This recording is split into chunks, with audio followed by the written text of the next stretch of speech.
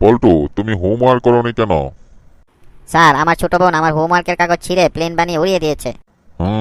তাহলে কবে নাগাদ তুমি আমাকে হোমওয়ার্ক দেখাতে পারবে? স্যার, প্লেন অবতরণ করার পর আপনাকে দেখাতে পারবো।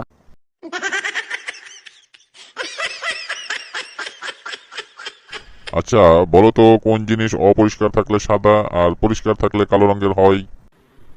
স্যার, আমি বলবো স্যার। আচ্ছা ঠিক আছে, বলো। Sir, blackboard. ব্ল্যাকবোর্ড অপরিষ্কার থাকলে সাদা আর পরিষ্কার থাকলে কালো রঙের হয়।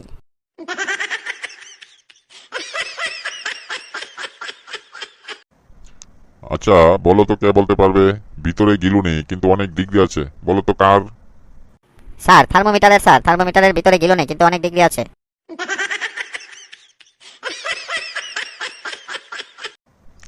বল্টু, বলতো দেখি বাস আর বাইসাইকেলের মধ্যে পার্থক্য কি? স্যার, বাস আর বাইসাইকেলের মধ্যে খুব বড় একটা পার্থক্য আছে, আর এই পার্থক্যের দিক থেকে বাইসাইকেলই সবচেয়ে জুৎসই বাহন মনে হয়। পণ্ডিতি না করে শীঘ্রই বলে ফেল, পার্থক্যটা কি? স্যার, পার্থক্যটা হলো বাইসাইকেল চলার সময় তার স্ট্যান্ড সঙ্গে রাখে, কিন্তু বাস তার স্ট্যান্ডকে ফেলে রেখে চলে যায়।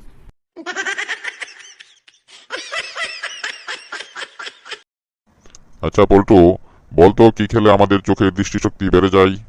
স্যার, ঘাস লতা পাতা খেলে আমাদের চোখের দৃষ্টিশক্তি বেড়ে যায়। আমার সঙ্গে ফাজলামো করা হচ্ছে তাই না? স্যার, ফাজলামো করবো কেন? ছাগল আর গরুর চোখের দিকে একটু খেয়াল করে দেখুন, ওরা কি চোখে চশমা দেয় স্যার?